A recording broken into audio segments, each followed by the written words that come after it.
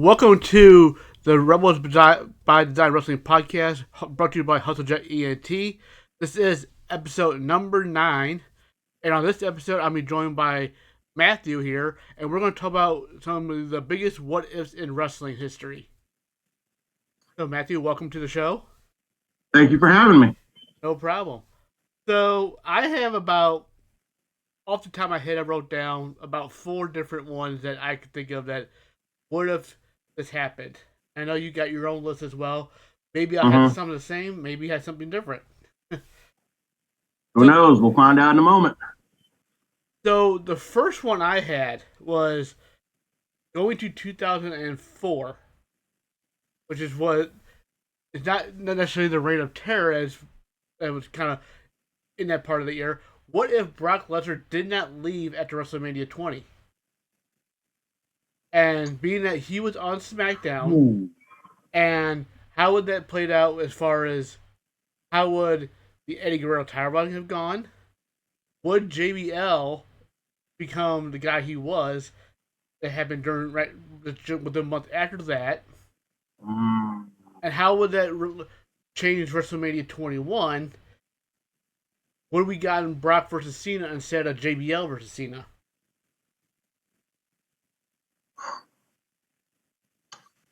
I mean, honestly, that is a good one. Because literally,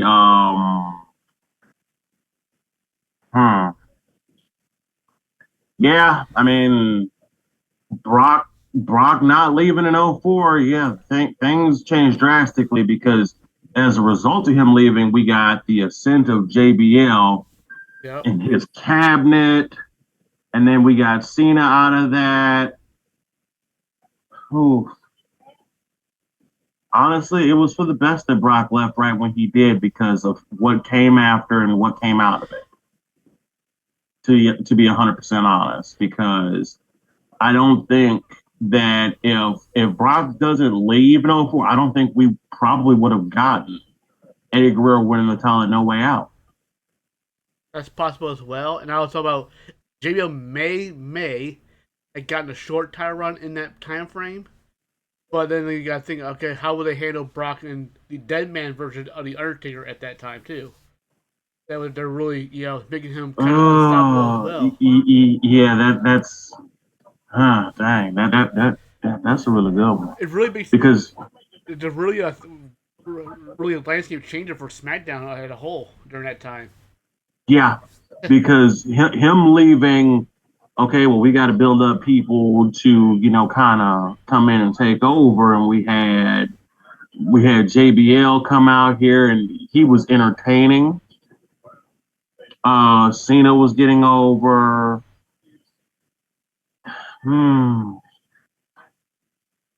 Yeah.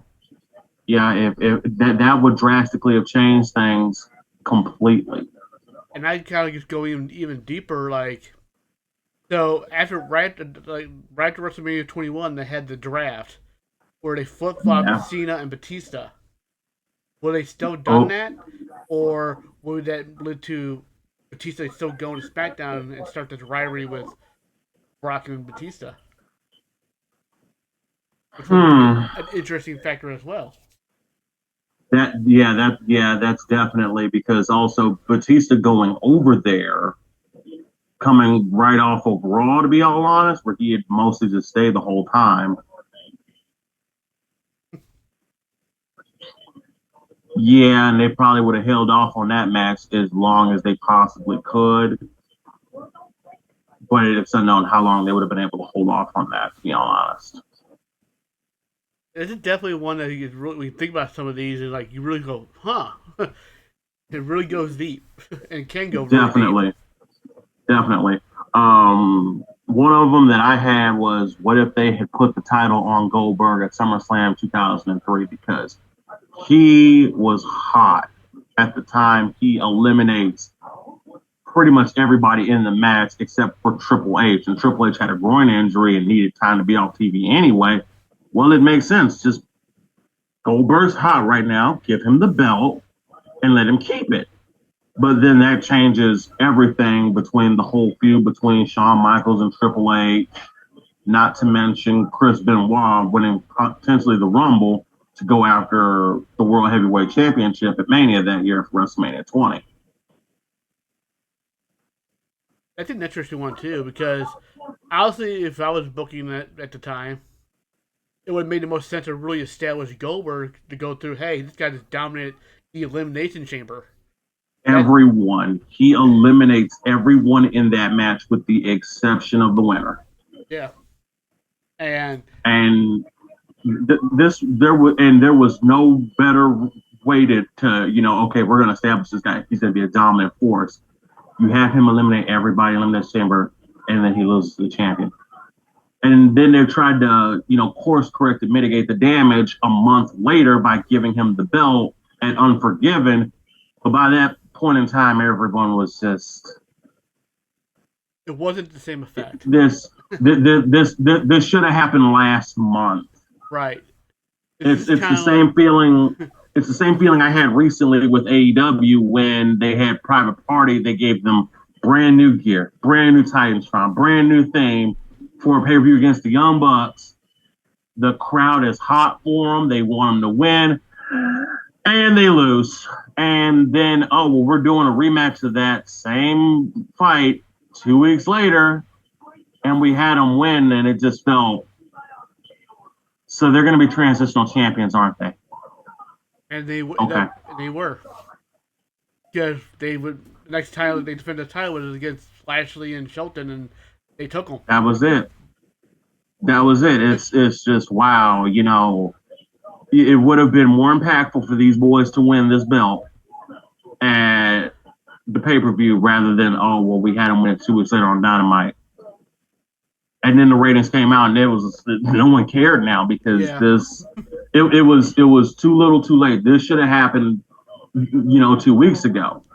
But that's one of the what ifs. Like, okay, for me is what if they had really that sparked another one that did spark for me and another one that I didn't have on my list, but the same similar scenario happened in TNA involving their world title.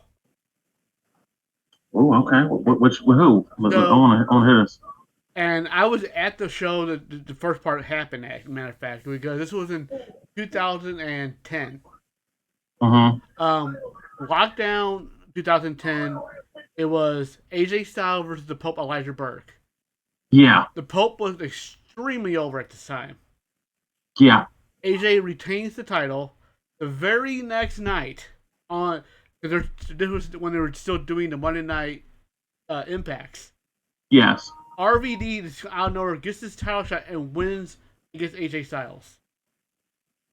Not only should that match been a pay-per-view match for the first time ever between those two ever fighting each other, but they literally took the Pope out of the process and just come up at the legs in the process. You know what that was? That was, hey, well, we just signed this ex-WWE talent. We're going to strap a rocket to him because he's an ex-WWE talent. And we're going to do this to pop a rating on Mondays. And I'm pretty sure it didn't. Well, obviously it didn't because they ended up going back to Thursday anyway. So yeah, so there you go. It shows what kind of effect that really truly had, but like I was thinking about that time, like, okay, the Pope was so over at the time. Yeah, and RVD was a big popular guy, but the fact that they did this and then they had for their pay-per-view the rematch. Like the pay-per-view didn't matter. That's kind of the thing. When they do that to we're gonna pop a rating by we'll have this match. Well, you have this guy that's really over. Yeah, but we just signed this new guy from this company, and he's hot. People want to see him. Okay, well, just don't put him in the world title picture just yet. Bring him over. Let him have a match tonight or whatever. Let him win. Let him build up, some cred, and then we can go from there. No, we're going to put him in a title match tonight. Yeah. No, and he's obviously got to win unless you have a heel stable that's, well, we got We got aces and eights. We got, fortune. We got. It was becoming a revolving door of, okay, we needed a brand new. We need a new heel stable made up of, ex WWE guys and some TNA guys, and it's going to be the opposing group is going to be whatever, and the TNA group will always end up having somehow it's going to have AJ Styles in it, just about, because he's the guy. He was the guy and at the time. And that's just how that worked out. But one that I really question, okay, how would this have changed things?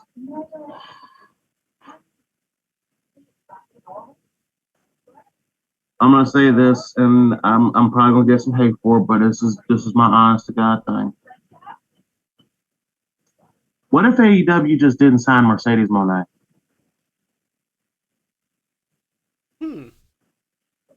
As if, did she go back to WWE, or did she just stays in Japan? Either or, because really, her coming in has just been cool seeing her. But then she admits, I have creative control. Why would you bring up one of the points of destruction for WCW? That's not a selling point, sweetheart. It's not. I'm sorry. This is just no. You don't need to bring up that. Oh well, I have creative control. Oh, so I really don't care about none of your matches because the decision is never in doubt that she can get hit by 10, 12 finishers by 6 women. Still, Mercedes Moné is gonna win and have 16 belts all of a sudden. She's trying to be Ultimo Dragon. She's trying to be. That's a good one because. And the funny thing about her is, character-wise, in the ring, she's still really good. Yeah. Some of the best matches, no doubt. But her promo skills and all that stuff has been way off. And the weird part is, when she first signed here, they brought in her hand-picked writer to help write her stuff. And it's still this bad. Because I think her writer he's just coasting, getting a check. And yet, and I'm not gonna blame him. I do it too, but also I would, at least do some effort, and and that's one of my criticisms of AEW. I think y'all don't want to be overscriptive, but I think you need to give some of these guys an outline of, hey, this is where I need us to be by the end of this segment. I need you to start off with this. And make sure you include this in this, in the conversation. If you do those 2 things, you can do whatever you want in the middle of that. I've already given you the pieces of bread for the sandwich. You already have the meat. You just need to decide what vegetables you want on it, whether it's lettuce, tomato, onion, whatever. I need you to figure out what condiments you want. You don't like mayonnaise? Okay, put mustard and ketchup on it. Put whatever you want on it. Right. You want bacon? You need to do this. I think that's one of my criticisms of AEW right now is y'all need to come up with an outline of where this is right now, and here's where I need it to be by the end of this segment. And there's a lot of things involving AEW that can go into deep in that regard as far as the lack of direction of where things are going. Well, you have a guy that's running it like he's playing SBR GM mode, and the problem is, egos are involved. Everybody wants to be a top guy, and not everybody can be a top guy at the same time. Because if you have a company full of top guys, well, who's going to beat anybody? And that's the biggest issue. Very much so. Because if I don't want to take a loss, well, somebody has to lose. You can't win every match. And then another thing is also, well, the wins and losses are going to mean something. We haven't seen that counter for, the records in about a year or 2 now. they've been bringing that. That's one of the things about AEW. Is like for me, it's like they had that and they bring it back and leave it and goes away just as fast as like change socks so many times. Like you might as well only bring that up if you're doing tournaments, and if you're doing it for tournaments, that's fine. Right. But don't bring it up anymore if it doesn't mean anything. It's it's just one thing they'll bring it up and then like about a month or so later just forget about it already. You're like, well, Because it wasn't meaning anything when we got this homegrown guy who started with AEW. He's here. He's got like 6 or 7 wins. Hey, we just signed this dude from WWE. He's getting a shot at the TNT title next week. But I have like 7 wins. What's the point of the ranking system if I have 7 wins, but because this dude just came off of hot TV, he's gonna come over here now. We're gonna give him an instant title shot for no reason, other than he's just from this other company. how Mercedes Monet. Literally, She's like, it was like, she had the match with Willow. Okay, I have creative control. We know. I'm gonna have the matches with Chris Statlander. She walked in like, so I'm here, and by the way, my first match is gonna be for the TBS title. By the way, Like, wait, what? Like, no, that you need to do some work, because I'm pretty sure, even despite her injuries, Chris Statlander has had more matches than you. He did. I don't even know her record, but I'm pretty sure Chris Statlander, who they have been trying to make that lady champion for the longest, she has more wins than you. And Statlander was the one. Well, she was the one that ended the undefeated streak that Jade Cargill had when she was there. Because they clearly try to make something big out of her by giving her such a big rub like that. It's just she's had some injuries and she's had some setbacks, and yeah, okay, it sucks because I like Statlander. It's just I mean, she's been on a good streak now as far as staying healthy, but like I'm just like, please don't let her get injured right when we about to put the title on her. Please don't let it happen again, because I'm just gonna be just disappointed. And I was like, oh well, they have bad direction with her too. One week, that whole I want to turn heel for 2 weeks and then be a babyface again. No, you need to at least stay. If you're gonna be a heel, you need to stay that way for at least 6, maybe 8 months tops. Like, they literally turned her heel just to have a feud with Willow. Then they turned her back to babyface after it was over with. I'm like, what was that point? Yeah, and another thing is just, Willow was like, dang, man, like, you done had like 5 title matches in the course of 6 months. They pushing you kind of hard because, hey, I won this tournament for, a chance at the TBS championship. Okay. Hey, I won the what's the name? The Owen Hart women's tournament. Okay. I'm using my shot to win a match against, Athena for the ROH championship. Okay. Oh, by the way, I went to Japan and got this belt too. Yeah, it's like, okay, dang, man, like, Willow, you're kind of everywhere, and I get it, people are hurt and whatever, but Tony, you got more other ladies in the back other than Willow, right? Right? You got quite a few back there. You have quite a few in the back, but it's like, no, I just want to use Willow right now. Okay. Anyway, and don't get me wrong, I like Willow. I like her. She's cute good and everything, and she's a good wrestler. But it's more people than Willow in the back, right? Right. What are we doing here? And that's one of my issues. But another what if I can honestly see.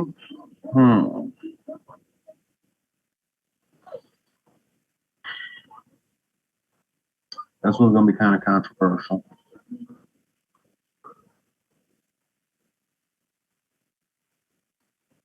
What if the Undertaker didn't lose at WrestleMania 30?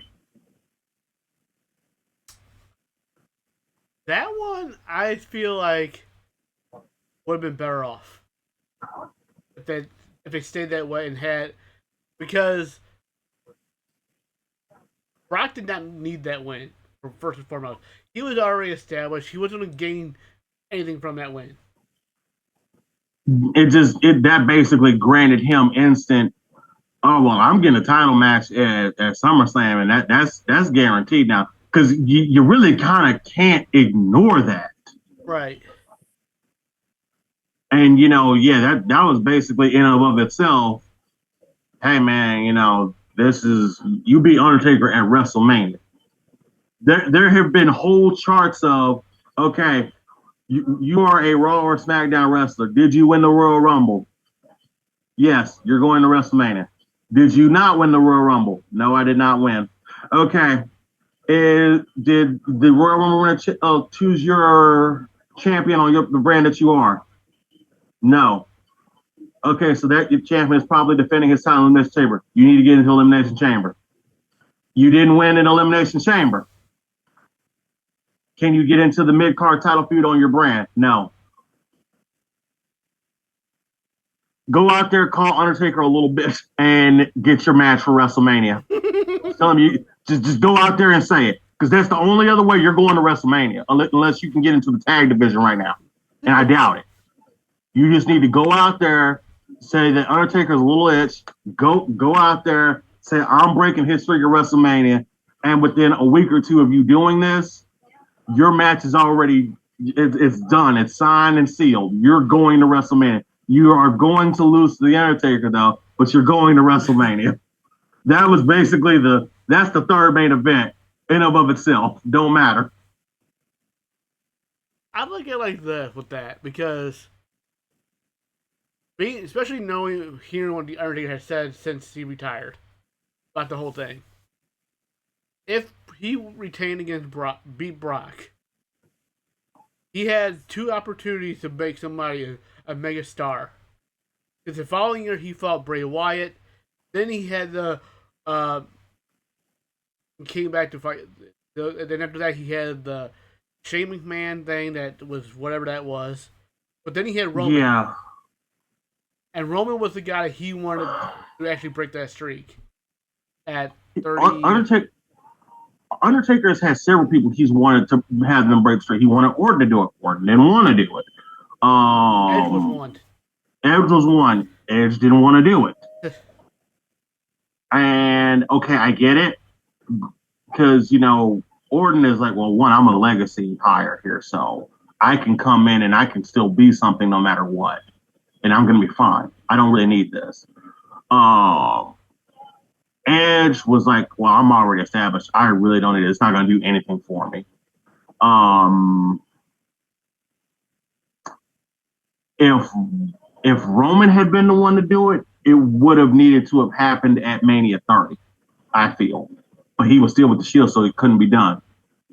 And since Bray Wyatt was tied up with John Cena because Daniel Bryan left that whole feud and that whole situation, yeah, stuff had to get changed on the fly, and it was fine or whatever, but I did not like it that Brock was the one to kind of do it, because it just felt like,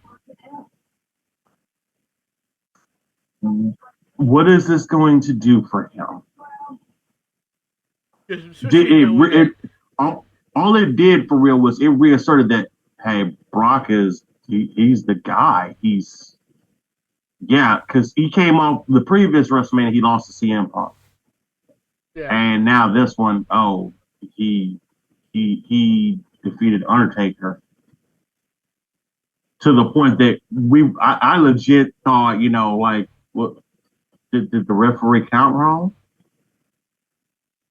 Do we cut to commercial? What do we do here? And it goes on for like, what, about 3 or 4 minutes where they don't even read the result. They kept showing the crowd all stunned. Everybody was stunned because no one. I still remember to this day that one guy's picture going, big eyes. Because because no one expected that to happen. It's Undertaker doesn't lose at Mania. That's just it just doesn't happen. Yeah, that was arguably the bigger story than Daniel Bryan won the title. Okay, we knew that was gonna happen, but what do you mean Undertaker lost? It's Undertaker. He don't lose at WrestleMania. That does those two things just don't happen. Undertaker and lose at WrestleMania is two words that don't even go together in the same sentence. So yeah, I don't know if Brock should have been the one to do it. I think Roman could have done it, and I think that would have made him what he was. But it was kind of diminished because, well, Brock had already did it, and they were trying to really angle to do Brock Roman 2 this time without Seth Rollins' interference. Right. And we got it, but by that point in time, I think people had turned on Roman again. Yeah. This time fully. Roman was almost the heel going into that match with Taker. It's the Undertaker. Nobody's going to boo the Undertaker. Yeah, well, when he eliminated him in the Rumble, it's like, okay, that's it. That's the Mania match. Yep. So, and that was it. 33? Yeah, that was 33, yeah. I remember 34 was Roman and Triple H and that dog dude. Oh, that was 30. That was 32. 32 was Shane. Oh yeah, for Western, yeah. Yeah, Undertaker Triple H was 34. Yeah. Yeah, you're right. I'm thinking Roman. Like, yeah, Roman in 34 was him versus Brock 2. Then 35 was Rollins versus Brock. I think if Bray Wyatt had been free for 30, I think you could have done it, and that would have cemented Bray wholeheartedly. Taker got Bray the next year. Yeah, he got him at 31, and it was okay, but this was kind of a match that's like, they're not gonna have Taker lose again. I kind of wonder. So yeah. If Taker would have beaten Brock at 30, and then Bray at 31 could have gotten the win. Bray would have been champion way earlier than he ended up being. Yep, absolutely, and he'd probably be more established and as a new monster character. Yeah, because he beat Undertaker. This is the guy that broke the streak. All right, let's go. We can do this. Because when Roman won, it's like, okay, well, Brock had already beat him, and we know that we finna get Roman and Brock next year now, so all right, whatever. So one of the other ones I have on my list, this is kind of a two-parter. Okay. What if Triple H didn't Terror Squad, and he was a part of the Invasion angle? Where would he be placed? And what if they also delayed the Invasion angle to later to 2000 and started later in 01 when they got Ric Flair, who came at the end of 01. Then in early 02 we got the NWO. Okay. So with the Invasion angle, I think if they had literally just offered to buy out those guys' contracts, Goldberg, Ric Flair, Sting, if they had offered to just buy out their contracts, well, as we already know, the amount of money they got from the Invasion pay-per-view that had happened, they had already made back that money that they would have spent. Mm-hmm. They made that 3 times over just from the Invasion pay-per-view. So I wish that they would have just bought out their contracts because, granted, those AOL Time Warner contracts were lucrative. I was basically being paid. You mean to tell me I'm going to get paid my rate that I was getting in WCW to not wrestle on a national television program for the remainder of the year? Yes. And shoot, I'll just stay at home. The wife is happy. I got wife. I got time with the kids now, and I'm still getting paid at least until whatever of the next year or whatever. And some of them, they decided to break it. Like Booker T decided to break his, and he like, okay, well, just give me a lump sum of the money, and I'll go work for Vince effective immediately, which eventually backfired at the time because he could have just really just stayed home. But I guess they really wanted the WCW champion, who was the last champion, which was Booker T. Yeah. I think if you had had Triple H in that position, he would have had to take the role that Austin had. Because Austin went over to be part of the Alliance, and that's easily one of the biggest criticisms of the Invasion angle was that it basically came down to mostly WWE guys, WWF guys, being the center focus of that plot, more so than anybody from WCW and the ECW. Yeah. Because once Austin went over to the Alliance, that was kind of the this is a major change.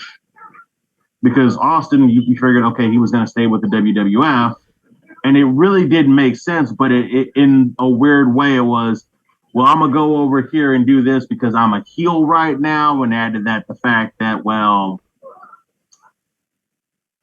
we really don't have any of the big WCW names, and we need somebody to go over there to do this. And Austin was pretty much the biggest name that the WWF had, who was an ex-WCW talent with an actual name.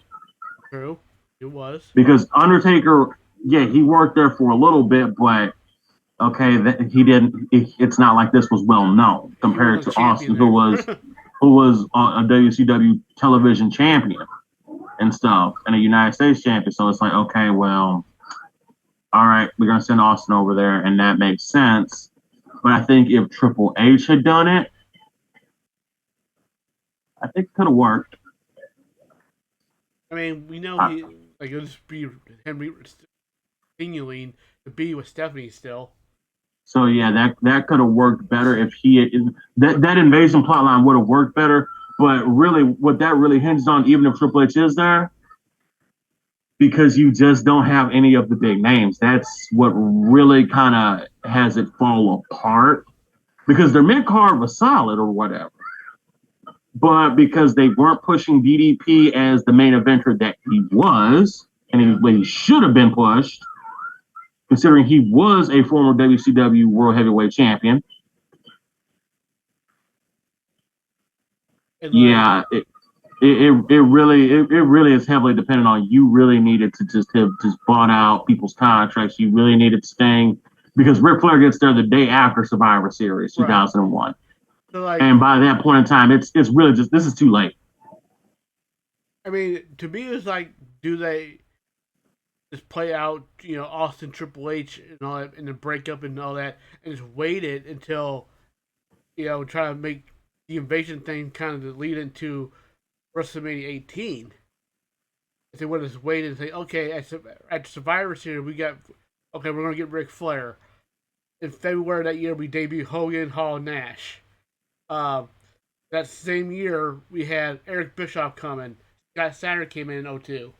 The 02 had more WCW guys, the bigger players, come on in. Because most of those AOL Time Warner contracts had either A, run their course, or hey, Vince is offering me this amount of money to come work for him for however long. I'm going to go over and work for Vince because that makes sense. But in a weird sense of it,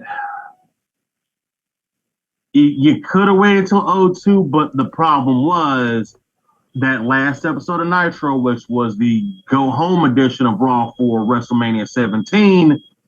Okay, you can't sit on this for a year. There's no way.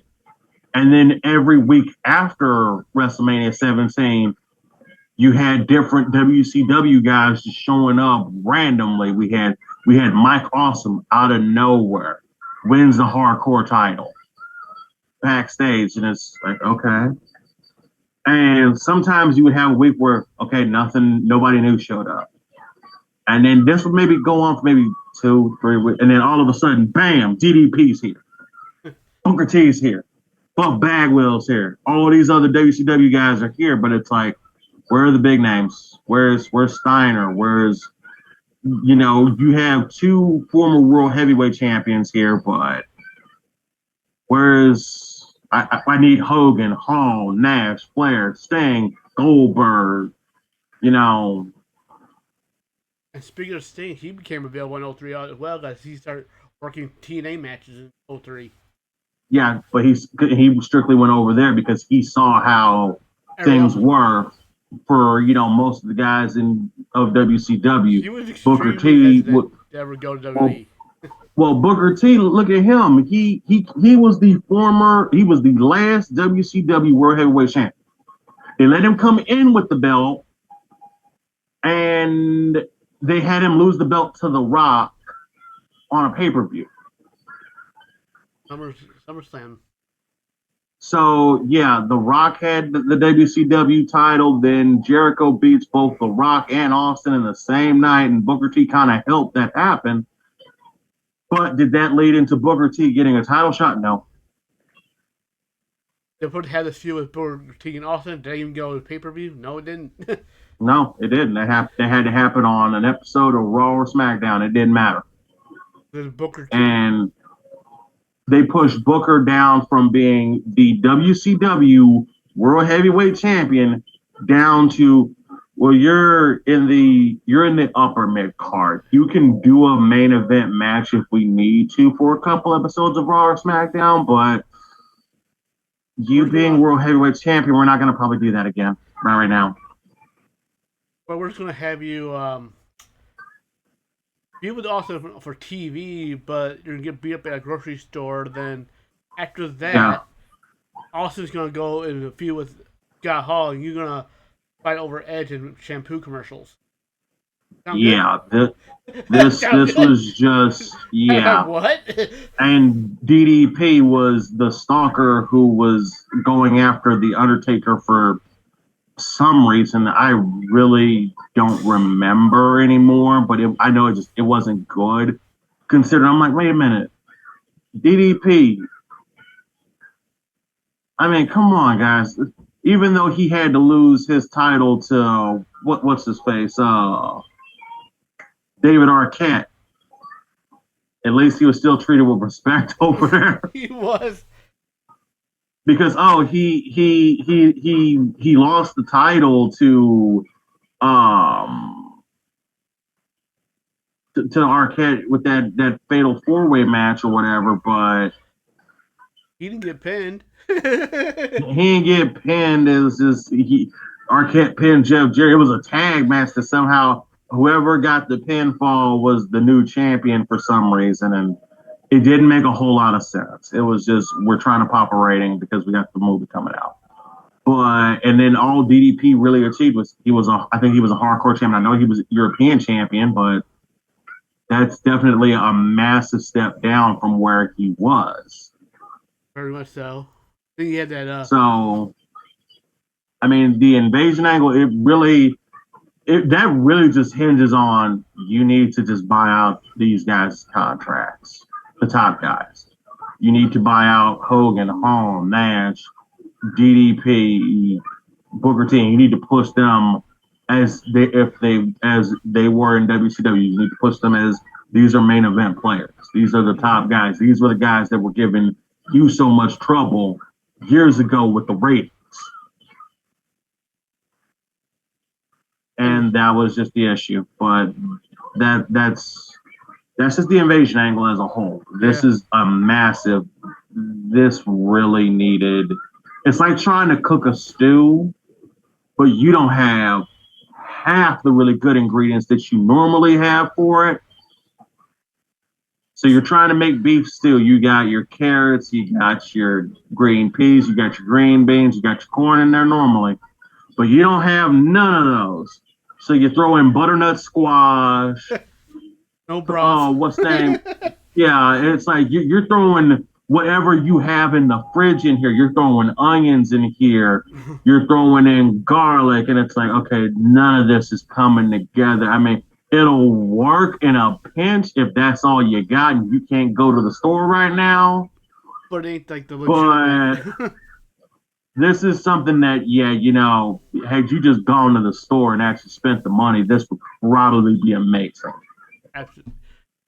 So that's always been my view of that. This is just you didn't do everything you needed to do to make this happen. I think if you had, this would have been, completely generational and game changing. It could have been. It could have been a big But money maker, a big time money maker. yeah, they would have gotten their money back 10 times as much because you legit had everybody. I mean, the night after Survivor Series, you had it. Oh well, Ric Flair's here, and he's like going to be the new co-owner, and it's like, wait, what? Like, this is coming out the day after. The day after. They could have, in a way, his contract ran out midnight of the night of the pay-per-view, really, and you're just not gonna do it. They could have, I always look at the situation like, was it that last minute for Flair to sign, or was he just kind of already signed already? And like, they could have saved the invasion angle in a way, and they had like, okay, here's Flair at Survivor Series, costing a team, the match and getting the win. Flair legitimately could not sign until that Monday morning, so he had the contract already. He had it probably since like maybe Thursday or Friday of that week. Right. But he could not officially sign it until 12 midnight because if he does, that disrupts him getting his last check from AOL Time Warner. And yeah, while I'm paying Ric Flair a lot of money, I'm not trying to give him these AOL Time Warner checks every month. I can give him a good contract, but I can't afford to give him whatever AOL Time Warner was giving him to just sit at home. So if he's getting like a $3 million contract every month, I can't afford to do this. This is not good for my long-term business. So I'm going to let him sit at home until, okay, it runs out this day, which is that Monday morning. He'll sign it, bring it back to me. He's ready to work. I can work with this, but hey, he's ensured that he's going to get his last check from AOL Time Warner. And you know what? He probably was like, look, I'm taking vacations. I'm dealing with the wife, the kids. We got to do this. We're going to Disney World for whatever reason because we want to. If I want to go to Universal Studios, I can do that too. So I'm going to do that. I'm going to stay at home. And I don't necessarily fault any of the guys that had the AOL Time Warner contract deals. I'd have sat at home too. And most of them, you could appear on, indie events, but you just couldn't go be on any of them that were on a national television station. So pretty much you're just telling me I can't go over to WWF right now. Okay, that's fine. I can still appear at this wrestling event that's going on in Australia, and they're paying me $200,000 to be here. Shoot, there was one of the Nitro girls that she was all paid, 6 figures to be at an indie wrestling event, and people thought, oh, well, she's coming here and she's going to wrestle. No, they just paid her to come there, walk around the ring, do one ring announcement, do her little Nitro girl dance, and they paid her 6 figures. Yeah. I'd have been a Nitro girl. I'll throw on that outfit and I'll dance for you real quick. I'm getting paid 6 figures to do one ring announcement, one little dance to some music, and just walk around, take some pictures with the fans afterwards. And you're gonna pay me to? Hell, I'll do it. I know what show you're talking about too. The Australia show. Mm-hmm. It was something. I forget what it was, but it was something World Wrestling All Stars because I know Scott Steiner was in it. Yeah. And this was like 2001. It's like okay. Yeah, some of the people reviews end up being on YouTube, I think, and I start watching them and like, it was WCW last year's WCW. It felt like. Yeah, it was okay. This is we either can't go over to the WWF because I have an AOL Time Warner contract, or in my case, or in some other people's cases who are lower tier, hey, my money train is kind of tied up, so I gotta do this event that's probably not that good, but they're paying. And So they it's also flew me out to Australia with my family. So we're also gonna go do tourist stuff after. And you're gonna pay me for however many nights of work. All right, I'll do it. and there's also the other group of people like, well, WWE don't even want me here, want me, so I gotta work somewhere, which was Yeah. kind of the case for like what Jeff Jarrett was during that time because he was on an extremely bad term with WWE, so like they were going to sign him. Period. Yeah, even though I looked into that situation and it's like, wait a minute, this isn't even Jeff Jarrett's fault. This is on Jim Ross. Jim Ross handled the contracts, and Jeff Jarrett talked to Jim Ross, telling him, hey, my time is coming up. We need to talk about this, but he kept getting rebuffed. Right. By the time that, it reached Vince's desk, it's Jeff Jarrett doesn't have a contract. So he's not working tonight because he doesn't work for free. And granted, no one should. And Vince had to go talk to him and talk Jeff into a handshake deal. It's like, hey, man, I know your contract is up, but you're holding the Intercontinental title, and I need you to work at least 2-3 more weeks for me until we do this pay-per-view where you're going to lose the title. And Jeff said, okay, just give me this amount of money. Especially to put over China. And Vince had really no choice but to give it to him. He might not have liked it, but he wanted to kind of be mad at Jarrett. It's like, no, Jeff Jarrett did everything possible. He talked to Jim Ross. Jim Ross did not do what he needed to do to ensure that this got done. You can't be mad at Jeff Jarrett. And Vince was just like, nah, you kind of held me up for money. No, holding you up for money is what the Ultimate Warrior did. Right. I'm going to do this the night before the pay-per-view. You still had me for 3 or 4 more weeks. Yeah. And I did that with you on a handshake deal. And I still came to work. No problem. That's how it was. So, after, oh, we don't want Jarrett no more because he did this. Like, well, you were in the wrong, but if you want to hold that against Jarrett, well, Jarrett's going to go work somewhere else. Yeah. And he went and he built TNA with his dad, and he was basically being Triple J over there because I swear that man, every time we turned around, was having that TNA world title. He'd lose it for like maybe all of 2 weeks. Jeff Jarrett's champion again. I'm even to the point where it's like, okay, we have Jeff Jarrett. He's constantly champion. I'm tired of seeing Jeff Jarrett. When it was finally mercifully ended, it ended for the space of about a year where he just wasn't champion. I was like, this is the greatest thing ever. Well, he never got the belt back after Sting took it from him. Yeah. But then then he would just make these random appearances. Hey, we need someone new for the title picture right now. We don't have anybody new. Why is Jeff Jarrett's music hitting? He hasn't been here in 6 months. Oh my God! Don't tell me we're about to go back to Jeff Jarrett. I don't want him back. Jarrett came back after losing the Sting. Yeah.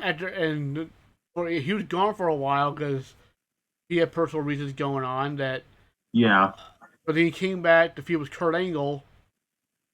That had Mick Foley some reason involved in that. And he's kind of fluttered around for a while. Started doing this MMA gimmick later, a couple years later, feuded with Angle again for a different reason.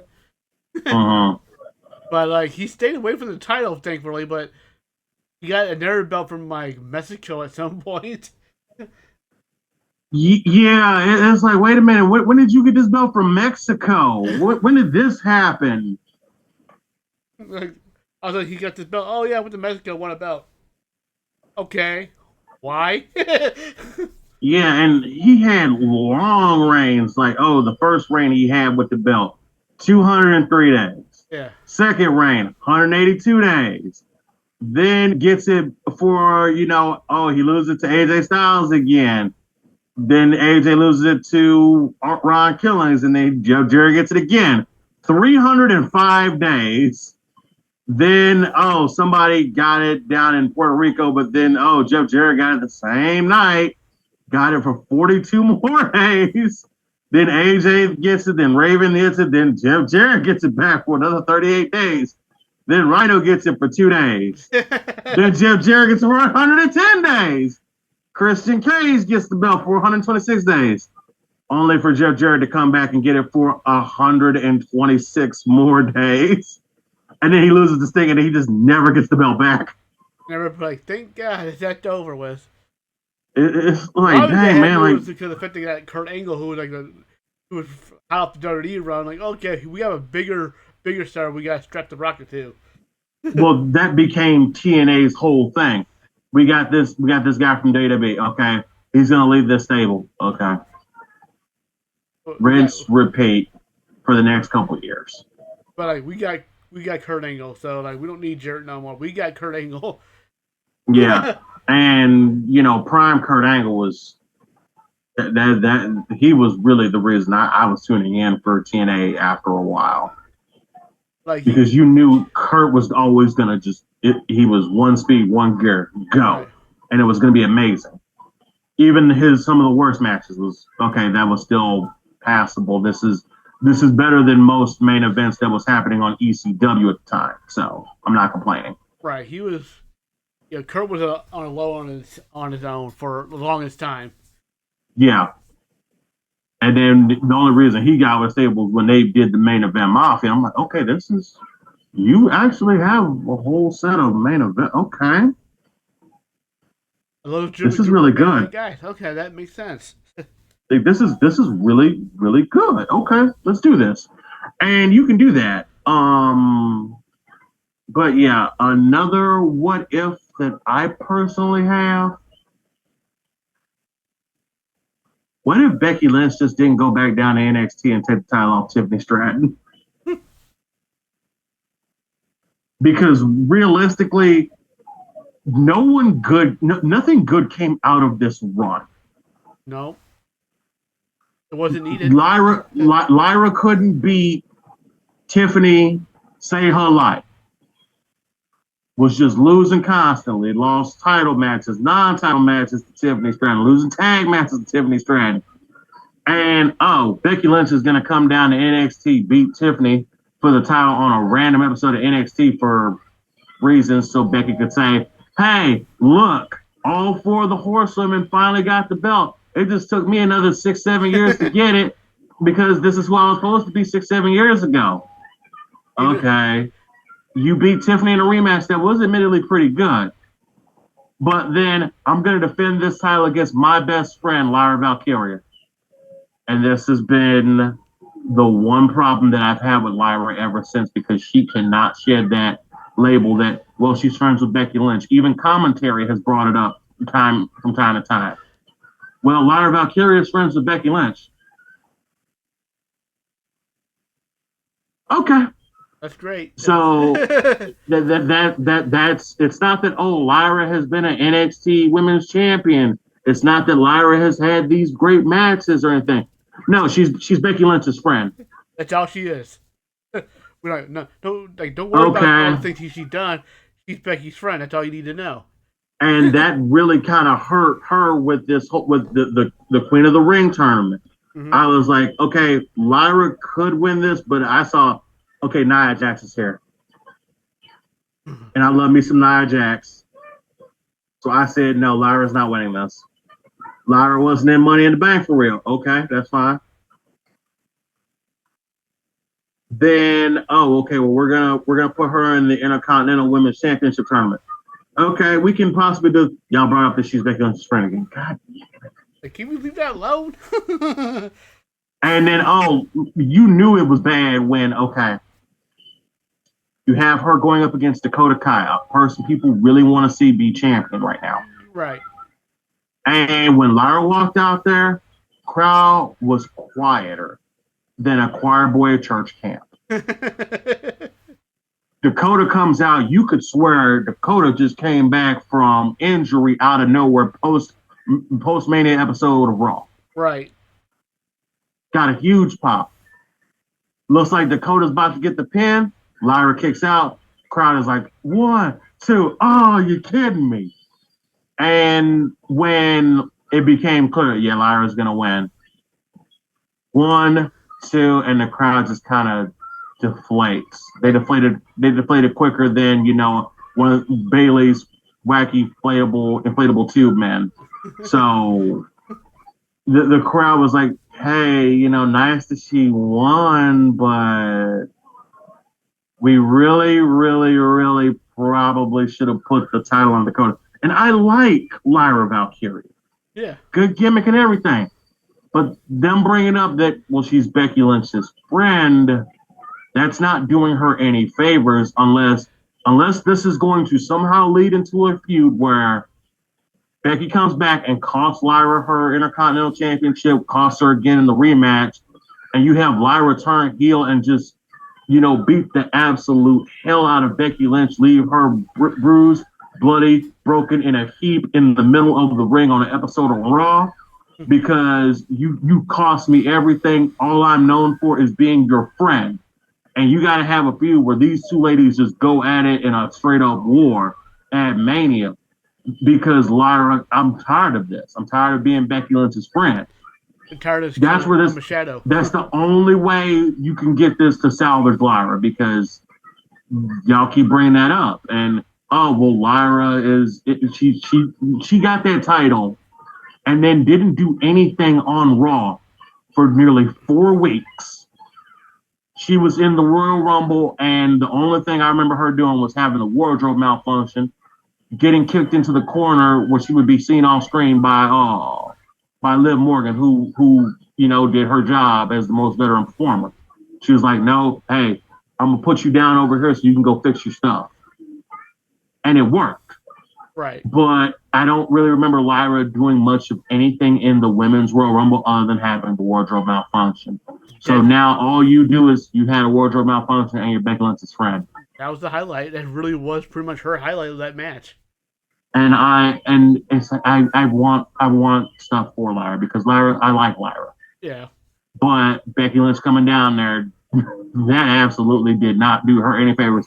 The only person who came out that whole situation best out of it was Tiffany Stratton, who was mostly an afterthought. Mm-hmm. Because Tiffany got put on main roster, won Money in the Bank. Tiffany was being Nia's toady, cashed in. Tiffany's champion, going to main event WrestleMania with Charlotte Flair now. So pretty safe to say, Tiffany came out the only one okay out of the situation. So, getting back on the topic anyway, I have 2 more I have not said yet. Mm-hmm. One of them is kind of pretty self-explanatory in a way, but it would kind of doubt that it would probably change WrestleMania 21. Okay. So, what if Lita did not blow her knee out at the end of 2024? 2004, and more likely, I would think would have led to Trish and Lita having a match at WrestleMania 21 instead of Trish versus Christy Hemme. They were in a hot feud in the ending of 03 into that year. In 04 into 05. Yeah, that was really the only reason Christy Hemme was there was because Lita blew. I think given Lita's style of how she wrestled, a lot of her high flying stuff, she was kind of on a timer. To be all honest with you, and I like Lita. But I feel that she was on that timer of, my knees are not going to hold up, considering she was putting on, like, dang near every match she was putting on at the time. She was putting her life on the line. And Jesus, it would be a match over nothing. Lita is going to work. Well, guys, her injury happened on a move that she normally doesn't do. Which was a dead press off the ring apron. Yeah. And she landed wrong on that, and that's what blew the knee out. But, had that not happened... Had that not happened, I think you could have had it where this would have probably been Lita's retirement match because I think she was wanting to get out anyway at around that time.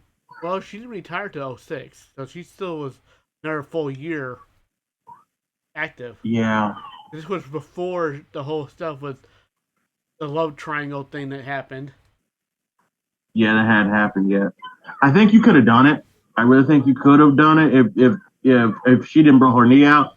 I wish she had either rehearsed the move a couple more times or just don't do that. Why don't you do what always? If you always do what you have always done, you will almost always get what you have always got. Yep. And yes, she decided to step outside her comfort zone and do this one thing differently, and it took it all away from her. Yes, it's definitely set her back because it took her a while from when she was able to wrestle again from her knee injury to really find her groove again. Yeah. And even that, she's still kind of not exactly the same. Some people, when they get injured, they either come back okay from it, or they take that injury and it's just destruction. They never come back the same. That was kind of one of my criticisms of what's her name? She tore both her ACLs. God. Nia Jax was one that did that, but yeah, but Nia recovering a lot better after she left the WWE and then came back. Yeah. Somebody, who was the other one? What's her name? I know she tore her ACL in the Mae Young Classic. What was her name? Oh, she was Tegan Knox. Tegan Knox, yeah. Tegan Knox was constantly. And the problem with Tegan was that she never changed her style. No. You wanted to keep doing what you were doing, okay? Which Lita was doing that too, the first she was playing a heel. Yeah. Yeah, you never changed your style. So yeah, you tore your ACL that first time in the Mae Young Classic, and then you came back a year later after you done did all the rehab. You took your ACL in the other leg. It was kind of almost like, now what did you learn? Nothing, apparently. Well, I thought about more because when Lita finally came back from her ACL, she also came back as a heel, so she was toning her style down to play the heel role. Not do too much flashy stuff to get the fans to also pop again because, that was amazing. Yeah, because, I got more time to heal up because if I come back as a heel, well, shoot, I can use kendo sticks, chairs, steel chain, tables, ladders. I don't got to do a bunch of high-risk stuff. I can just use weapons the whole time. And that puts a little bit less wear and tear on you compared to, say, well, I'm going to come back and still keep doing the same thing I was doing. And that's how you end up with Tegan Knox, where, okay, we're pushing you, you're injured again because you didn't change your style not one dang bit. And she constantly was just having these start-stop pushes. We're doing something with Tegan Knox. She got injured herself. She injured herself in the same match she just came back on. I don't know if no one in the back talked to her and told her, hey, you need to change your style effective immediately because whatever you're doing, it's not working. And I want you to be able to wrestle, but you need to change your style because if you don't, you're not going to be able to work. And eventually she was spending more time on the shelf or in catering that, keeping her on payroll is we're not even getting any money out of her. Yep. And I look at that from a business perspective. It's just you're consistently injured. I can't really do much with you until you can change your style. And you prove until you change, stay healthy longer than a week. Yeah, I can't do anything with you because you're staying on IR. If I was a football coach or an owner of a team, I'm looking at you're still on IR. You have been on IR for dang near 2 years. At what point do I say cut my losses I don't care if you've been to the Pro Bowl. I don't care if you've been a 2-3 time Super Bowl winner from the time that I bought you onto this thing. At what point am I going to see a return on my investment? Because I'm not seeing it at all. It's better for me to release you and I can get somebody else in here. Yep. Another what if I have.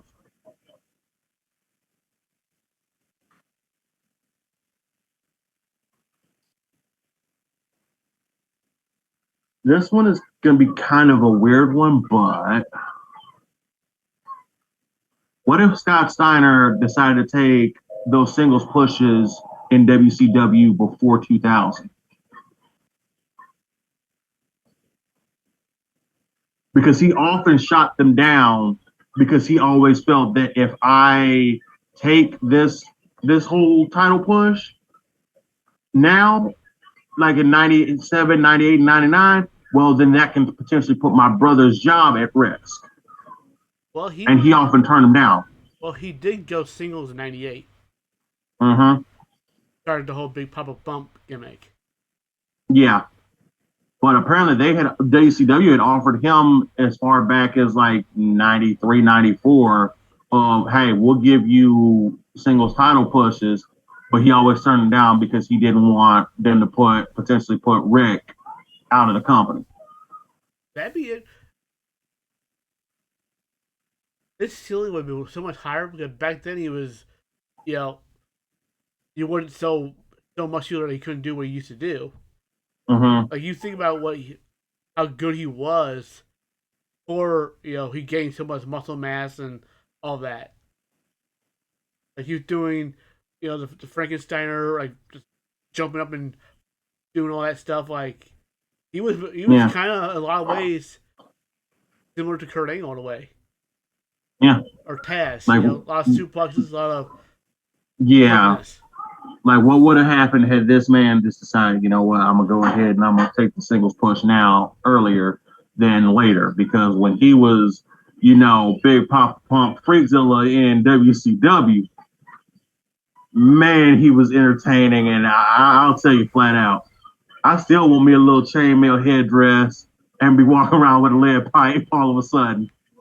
I mean, I'll be honest with you, Guy Steiner does hold a little special place in my heart because me, my last name is Stein.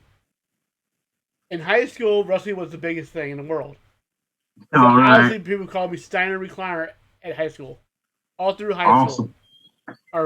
Awesome. So like, you call me that, I'm like, all right. Nah, dude, you need to come in there one day with bleach your hair, put on a chainmail headdress, walk around with sunglasses, and just have two girls on your arm at all times, just walking around. And when teachers call your name, they're like, "It's Steiner." just be walking around with a lead pipe just the whole day. And every time you walk in the room, have somebody play Scott Steiner theme when you walk in the room. That's what you need to have done. Man, obviously, I wish, because this happened years later after I was done with high school. Mm-hmm. The Steiner math promo, reciting that during math class. That would have been the funniest. That would have been legendary. And the whole thing of it, the math is correct. It would have been even better had he won that match. Yeah. But I just wish that promo happened when I was in high school. And to be able to recite that in a math class and broke that on a board or something. Yeah, that was just, okay, like Scott Steiner is, dang it. Any WCW promo that I watch, if I watch an old episode of WCW, I'm like, okay, Scott Steiner.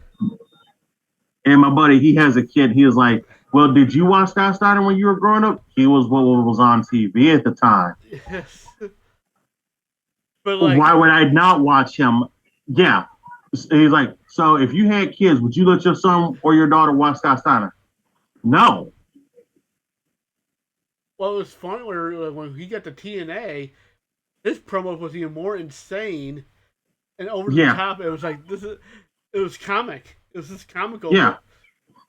and it's Scott Steiner. He has these promos. It's like, I got freaks 9 days out of the week. Wait a minute, there's only 7 days in the week. Man, you Big Papa, all the Big Papa, stop English. Look at his nonstop for me. It's like, okay. It's like, next, you want me to go at it with Sting, you may want to give me a little notice this time. I'm supposed to give you notice. I didn't have your cell phone. I didn't give it to you. One of the funniest things he did in TNA was he was with Tomko of all people, and he came in on a truck. He was like you want to speak to? He said to the ring. I was like, you can even room if you want to. You look at that. Get my bag. I do him an egg. Like what that mean? What does that even mean? He was like, give my bags, give my bags. I was like, oh, he put all that bass in his voice. Holy crap, he was. And then he goes over to the interview. She's like, Scott Steiner could get to work, girl. You can get my number if you want to, baby. I'm like, just throws it in there. Every time I'm like, anytime a girl walks up to me, they're like, Matt, can we get a word? Like, you can get my number if you want to. I'm like, yeah. And then Scott Steiner just goes out. I love him as a result. And so it's Scott Steiner. He's Big Papa Pump. And just seeing, he would just go off on an episode of Nitro, gets in the ring, chokes out the cat, and tells him, "You gonna give me a title shot?" And then he would just walk around with a lead pipe. He would bust up cars, bust up windows, beat up anybody he wanted to, and it's just Scott Steiner. He could do this. It was who he was. Some of those times it got really fun, like just when. This converts to carry around that plastic duck. Yeah. And he just beat the hell out of it in the back. I'm like, why is he why is that even a thing in the first place? And he's like beating the pipe. I'm like, it don't matter. It's Scott Steiner. It's just if it was episode of TNA, it's like Scott Steiner on. Okay, I'm watching it because you never know what's gonna happen. Scott Steiner on this episode. All right, I'll catch the highlights. Let me know if he shows up. The best one, he was doing the ring announcer job for an episode of Impact. Coming from Dunkin' Donuts. I couldn't even. I just started dying, and I said, "You know what, man? I want to go to Dunkin' Donuts now. It's like 10 o'clock, but I want to get Dunkin' Donuts with Scott Steiner." Like, I forgot what he exactly said though. Like he said something like it rhymed, but like something about either jacket or either candy ass or something like that. Mm-hmm. Something like candy ass. I was like, what? Like, dude, don't nobody say that no more. But my favorite thing that Scott Steiner did was when he got with Samoa Joe in the ring. He simply said, so he was like, when everybody else had one Twinkie, you had 5. When you had a hamburger, everybody else had a hamburger. You had a hamburger with extra cheese, extra mayonnaise, extra ketchup. And you could just see it on Samoa Joe's face. He's trying not to break. I like when they had the entire Mafia sitting in chairs. Like a half oh, God, yeah, I know exactly where you're going with this. Like, come down. They're like, calm down, this guy. He goes, he's fat. This is like out of nowhere. He's fat. He's like he's fat. I'll make him believe. Like, oh my God. You could just see Kevin Nash in the back, like, okay, I need to leave because I'm about to break character. And you could do that, but I love Scott Steiner. I do too. Yeah. But yeah, who else do we have? What else do I have for what else? I have one more. And all right, go ahead. So this one goes back to 1997. Okay. Because I felt this was like the first major turning point of the decline of WCW. As far as the Monday Night War, it's one of like the big, the first nail in the coffin, if you will. Okay. So Starrcade '97 as Sting actually beat Hogan clean. Now all this weird bullshit that they went down with the fast count and restarting the match and all this goofiness. and Sting actually went in there and like beat Hogan like he's supposed to, clean and like got the ultimate revenge. How would that be the long term effect for WCW going into '98, where they kind of started losing their momentum to Austin?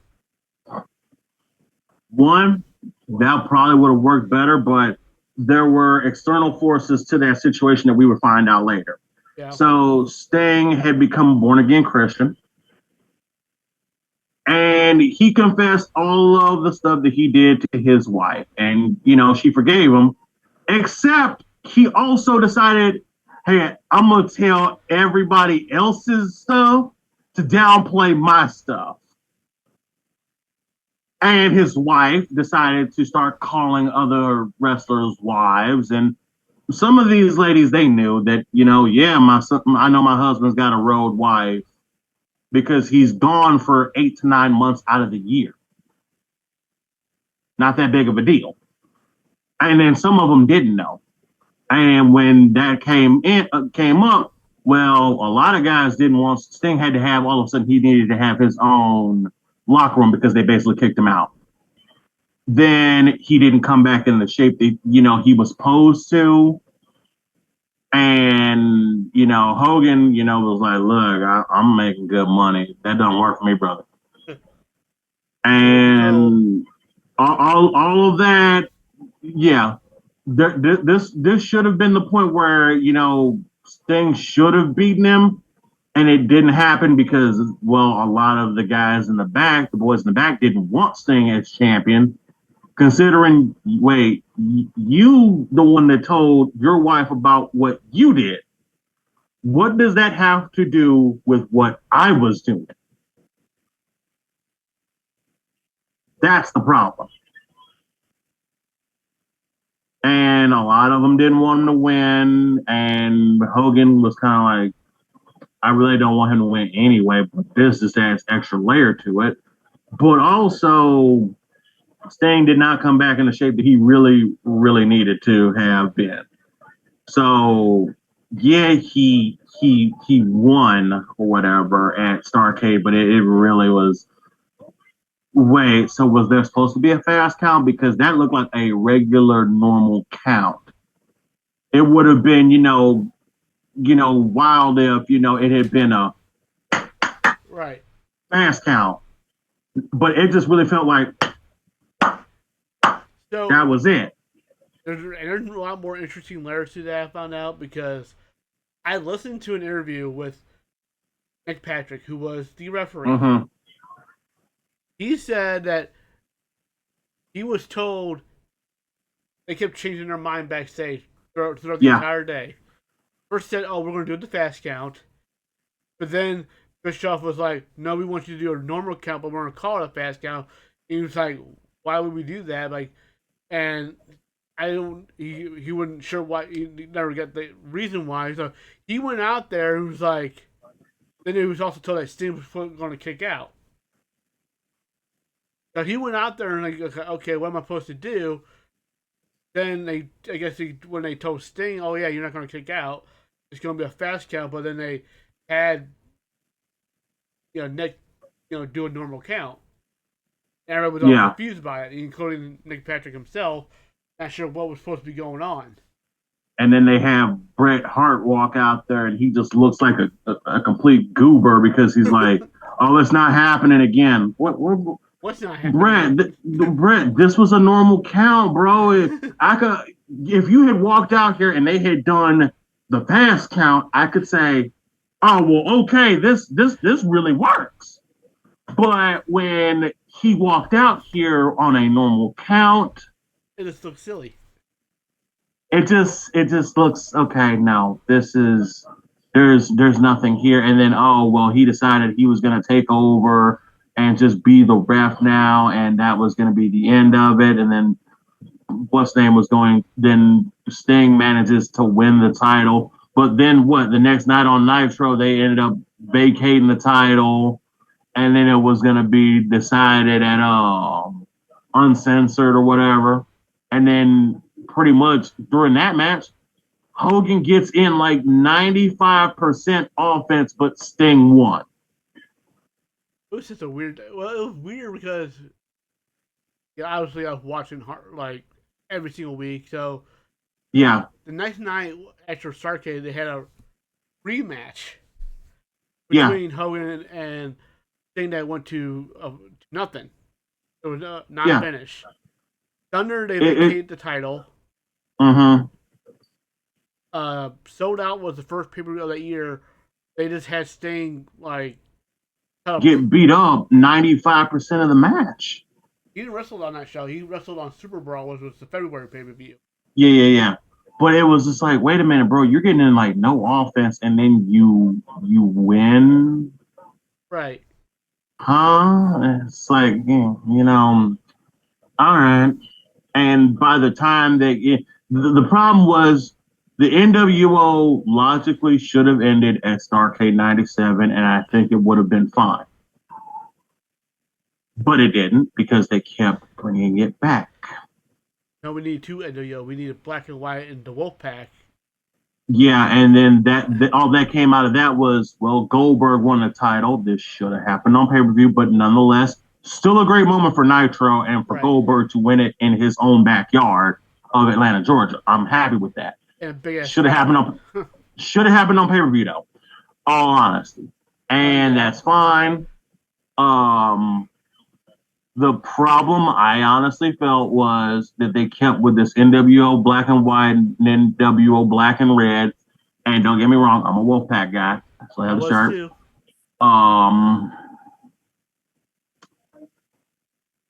Between all of that and the finger poke of doom, it was they reformed the NWO at the start of '99, but okay, this was just done. It was stupid now because you had the NWO black and red and NWO wolf and black and white. They were all together, and now it was just you had NWO and then you had NWO B Team, which was okay. This is the mid Carters that was part of the NWO Hollywood and NWO Wolfpack. Then okay, yeah, you can challenge for the TV title and the tag belt sometimes. You can challenge for that, but you're not getting your hands on the United States or the world title. You're never going to get this. And I just was like, wait, we did all of that for months to do this. Okay. And nobody was really elevated out of it, to be honest, because this had gone on too long. This plot really should have ended at Starrcade 97, to be all honest with you. And shoot, even if you wanted to extend it to 98 with Goldberg winning the title, it should have ended there. But it didn't. You kept going. And I get it. The shirt was popular. You had everybody I knew had an NWO shirt. You either had NWO or you had NWO Wolfpack. Okay, that's fine. But the problem is that it dominated every storyline for WCW from 96 to 99. And then, we brought it back in 2000 because it was NWO 2000 because everybody was doing just put the year 2000 after this product. We had Double Dare 2000. We had, Family Feud 2000. We had, Blues Brothers 2000. Everything was 2000-ness. Yep. It was the same level of, you have a video game? Is it on the N64? Just call it so-and-so 64. Well, 2000. But 2000. Yeah, it was basically that. And it was okay. And then you had NWO 2000. And by that point in time, nobody cared because this is like, hey, this is your little cousin that, hey, he heard about them cool times you guys were having, 10 years ago, and I don't want to be part of that, so I want to bring it back up. No. It was one of those things I felt like it kind of proved that about how badly WCW creatively was, because like it just felt like the whole NWO storyline was like which was Bischoff got the idea for Japan. That was the only creative storyline he could think of, and he had no follow up to the NWO story. So he's like, well, I want to run to the ground because I have nothing else better to follow up with it. And we're just changing members around because we'll keep hauling that, but instead of Hogan and stuff, we're gonna have Bret Hart and Jarrett and Harris brother because we like them for some reason. And meanwhile, Hulk Hogan, he's gonna really he would take he would take these sabbaticals where it's like, hey, I'm gonna be off TV for the next, well, football season starts, so I'm gonna take my sabbatical from WCW. I'm gonna be off TV for 2 months, and then he would come back and be like, well, see, since I wasn't on TV for these 2 months, the ratings are down. He even once famously did this when, he knew that the Westminster Dog Show was going to preempt Nitro that night for a bit. It ran a little long. This man legit said, hey, so basically Nitro didn't start at its normal time slot. It started, 35, 45 minutes later. So the ratings for Nitro were down because nobody from the Westminster Dog Show was just going to leave it on Nitro. That's not even the same target demographic or anything. They were like, well, the ratings were down this night. And Hogan came in and said, hey, I seen the ratings. And the reason they're down is because I wasn't on the show and I'm not WCW World Heavyweight Champion. Now, you think that this would lead them to say, well, Hogan, you weren't scheduled for the show anyway. And we were preempted by 45 minutes because of the dog show. That doesn't change anything. That's what you were realistically saying, right? Yep. Tell me why 2 weeks later this man was given the WCW World Heavyweight Championship on TV. 2 weeks later. It's Macho Man, I believe it was. Is that the one? Yeah. The Macho Man just got it from pay-per-view like the night before. They straight gave him the title back 2 weeks later after he did that. Because he was like, well, the ratings are down because I wasn't on the show and I'm not WCW champion. He was given the title 2 weeks later. Because I remember that I've even used that with friends and it's like, hey, so nobody was attending because I didn't show up. Right? So it's like, well, not everybody was here. Some people were sick. Yeah, that's not the thing. Because I wasn't here and because I'm not the fighting game champion right now, nobody was here. Nobody was showing up. So I should be given a title match for that title within the next 2 weeks. What's crazy crazy about the whole situation was like, okay, I understand why Macho Man all these years hated Hogan. Because twice in WCW, in 98 and 99, the night after a pay-per-view, Macho Man won the world title, Hogan had to win the title the very next night. Yeah. It's like he would not let this man have this belt for more than 24 hours. Great Stampede, he did it. Yeah. And then after he won at whatever pay-per-view was in 99, Savage got the title from Nash. And it was like, knee injury. He was out with a knee injury, so like he wasn't on TV until he came back that night. And it's like, I'm back. Hey, the ratings are obviously going to be down if I'm not giving back the belt. Just put the belt back on Hogan. And they kept doing it. And that's the crazy part. I'm like, dude, no way this works. I mean, shoot, I really want to try it at work. Be like, hey, so productivity is down because I was gone on vacation that week. So I should be given all of these things. I'm going to see if this works. because it's like, wait a minute, basically that's basically what Hogan just said. Yep. Productivity is down. Nobody's doing any work because I'm not here. And when I'm here, you notice that, hey, all these things get done. We'll be giving him the title in 2 weeks. And they just did it.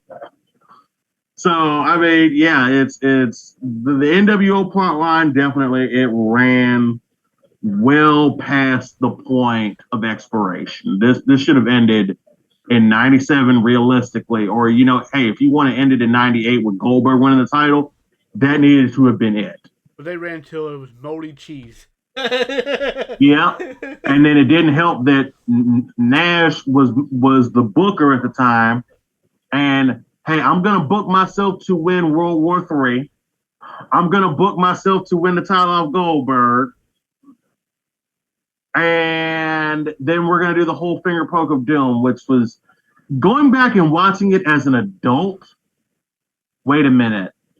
He gets arrested at the start of Nitro at the start of the first hour. They don't know if the main event's going to happen. It's in jeopardy. Then during the, after like the first match during the first hour, they're questioning Miss Elizabeth. And they are like, wait a minute, that's not what you told us, Liz. What's going on here? And she can't keep her story straight, know nothing or whatever. Yep. They come back from then at the end of the first hour, pretty much started the second hour, WCW is informed that Goldberg will be released from the police station. And several times they had shown us that the police station is right across the street from the arena. So apparently Goldberg cannot just walk briskly across the street. Must have been a lot of traffic out there. It's like, wait a minute. It's like, well, Goldberg has been released. Like during the middle of the second hour, Goldberg's been released. So, okay, well, where the hell's Goldberg? He can't just, walk briskly back to the arena from across the street. Does he need his mom to hold his hand? What's going on? And okay, we get to the third hour. Goldberg's still not back yet. What is going on? Okay, like I could have building is what I want to know. I could have bought it if he had been released at the start or in toward the halfway point of the last hour. Right. Okay, it's still in jeopardy because we really don't know if this match is going to happen, and that probably would have worked. Or if the police station wasn't not across the street. Yeah, like if the police station wasn't across the street. Let's say the police station is across town. Okay, he's released at the halfway point of the last hour. Okay, we might be getting Goldberg back tonight. We don't know. But the match happens. The finger poke of doom, and I've shown it to friends who are like, "Wait, yeah, this is the dumbest thing in wrestling," and they're like, wait, so he just pushed him in the ring to the corner, and then he looked like he was going to hit him, and he just did. Bink. Pokes him in the chest, and this man fell like he was hit by Goldberg's spear. And you can see the fans standing up like, what did we just watch? What did I just pay for to be here to watch? Like, I paid for this shit? Exactly. And, people were upset, and they're just like, what the hell? And then Goldberg is back and he's beating down the NWO, and then you see Scott Hall with their fucking taser, and it just goes to hell. And like, here's Luger, Wolfpack. No, never mind. He attacked Goldberg. It's like, the Wolfpack's here to help. No, they're all one group now, and they're beating up Goldberg and tasing him, and they're spray painting him with both cans of spray paint. And Eric Bischoff is just on commentary making a whole bunch of noise, simulating Goldberg getting tased. He's like, oh! And then he's even doing the spray can sound effect. He's like, psh. And credit where credit's due. Eric Bischoff is on point with all of the sound effects that he's doing. But it's like, okay, this is bad, but Eric Bischoff is making me laugh. But the biggest mistake was still, you gave away the results that Mankind was going to win the WWF Championship. All people went to watch it. People switched. And it was like, hey, I'm not coming back to Nitro. And by the time, Raw ended, Nitro was, why the hell is, what the hell? What's going on? And I'm supposed to be getting Goldberg versus Kevin Nash. I'm watching Hogan just poke him in the chest, and this was it. Yeah, it's WCW for you. That's why it don't exist. One of the reasons why. One of the main reasons. That's one of the main reasons. That and my other favorite thing that my last what if WCW didn't do their great reset right before New Blood Rising? Because they reset practically almost every storyline except for one match. The week of the go home week of for New Blood Rising, they vacated all the titles. Yep. All storylines were reset to a point of, hey, well, we're going back to this, and we're gonna have it. It's gonna be the new WCW run by Eric Bischoff and Vince Russo, and the matches are gonna mean something. Matches won't end in disqualification. Except there's one small problem with that. The exact next 3 matches all ended in disqualification. WCW. And it's like, wait a minute, why the hell are we having a pay-per-view called New Blood Rising if the New Blood stable versus the Millionaires Club has just been reset and it's not even fucking happening now? WCW. And it's if you confuse them, you lose them, and they confused people, and they lost them as a result. Because wait a minute, I thought we had a pay-per-view. It's literally called New Blood Rising, and we don't even have a New Blood stable now.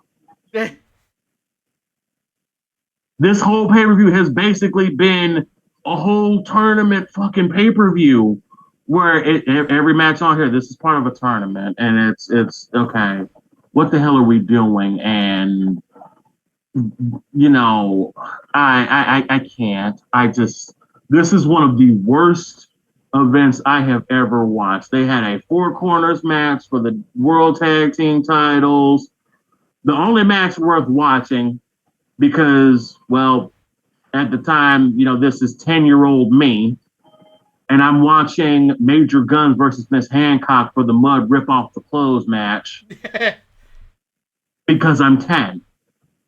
This is amazing. This is the greatest magic trick I've ever seen. And I'm going to watch it. But everything else on this pay-per-view was horrible. Sting defeated the Kiss Demon in about a minute. The only really, really good match that was on the pay-per-view was Lance Storm versus Mike Awesome with the Canadian rules for the WCW United States Heavyweight Championship match. Because the rules constantly got changed. There was a 5 count. There was no submissions, no count outs. It was whatever, but it's like that's probably the best 2 matches on this show. I tell you what, I always said this. During that time frame, there was not a lot of bright points in WCW, but Lance Storm was one of those very few bright points. Oh, literally. He was having great matches all the time. His whole Team Canada thing was. He was not having any bad matches. It's just he was the few bright spots in WCW at that time. He was one of the. I mean, you know what? Actually, there was one more match that was really good on that pay-per-view card, and that was 3 Count versus the Young Dragons for that gold record ladder match. That was actually pretty good. With Tank Abbott. Tank Abbott was just out here doing whatever, and I'm like, Tank, why are you here? That was the most weirdest combination of 3 Count and Tank Abbott dancing. Like, I mean, I ain't gonna lie. I still want 3 Count to come back and put out "Can't Get You Out of My Heart" as an actual song on Spotify, because that'll be on my Spotify playlist so quick. That song it's like, compared to a lot of the songs we were having in 2000 between NSYNC, Backstreet Boys, 98 Degrees, and LFO, and Youngstown and all of them. Would have fit right in. Dude, this song actually works. And then they even had their entrance music was actually pretty solid too. Count along with 3 Count. 1, 2, 3. I mean, they did have a music video, so for real, it's like, bro, y'all really could have did something with this. Yeah, really. You think about it, in that couple of years, they're really upset with that music industry. Hey, I'm gonna put out songs. I don't have music videos. Like you had Conan doing a rap video. You had the West Texas Rednecks. Yeah, that was it, and that was a really, the No Limit Soldiers was not really great, but the West Texas Rednecks had a whole song, "Rap is Crap," and it actually got airtime. Yeah, they had a whole concert on You know it's good when you have a whole song with this whole thing. Okay, that's excellent. That's just hilarious that y'all had a whole song that got airtime. They had music video. They had a live performance of it. They For real. And it's like, oh, well, we had No Limit Soldiers because Master P was here. You know, he I think he was only there like maybe 2-3 times. yeah, he wasn't there long. He was there for 2 or 3 episodes and he was just in the audience. And it wasn't even, and it's like, okay, man, like, all right, we're doing this, but it's really Master P just wanted to have his own crew. He wanted to be in the NWO, but that plot line was dead and done. We weren't bringing it back. So he got to bring in his music label, which was the No Limit Records with the No Limit Soldiers. And Somehow their team. It was crazy, but it's like, okay, I remember this time in the world. I remember kids was walking around here with No Limit Soldier apparel, the shirt, the hat, the jacket, everything. And now it's, I'm like, man, you could probably go into a Goodwill and you could probably find that outfit. Yeah. But that's what that was. But it's just the whole New Blood versus Millionaires Club storyline was we're gonna kill it before the pay-per-view. Why? It made no sense to do this. It didn't, and there's a lot of things in that time that didn't make sense, so it kind of fit right in. That was just crazy. What Russo WCW booking was all about anyway. Nothing really made a lot of sense. He was all about the we call it Crash TV and swerves and try to the whole doing shit just to be doing shit. Yes. It doesn't work, and people want to say, well, the Attitude Era was the greatest era of wrestling. I want you to actually go back and watch an episode of Monday Night Raw, and I want you to see how many of them matches actually had a definitive finish versus how many matches had, all we had was it was somebody got involved. Count out, disqualification, interference.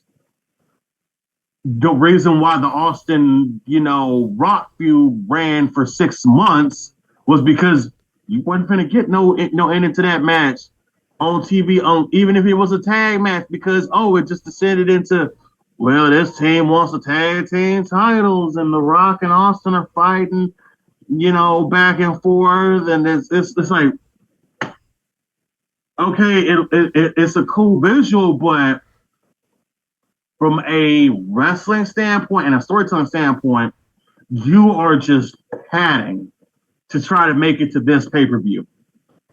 And it just wasn't them. It was all other feuds too. You were having these feuds being artificially lengthened by, we'll have somebody get involved. We'll have someone, cause disqualification. It's like, this feud really should have been over like 3 weeks ago, but y'all decided, well, we needed a match for the pay-per-view. Okay. And the weird part was, like, you look back and you watch some of those episodes of Raw from that time, a lot of it didn't age well. Yeah. But yes, but the nothing. Storyline's still very good, especially the Austin McMahon stuff, the Kane Undertaker stuff. But like, you look at the mid card stuff, not so much. Just Val Venus, just Val Venus. Because I'm watching the part where he's in the field with Ken Shamrock. Like, what was they fighting over? This Ryan Shamrock. Oh, okay.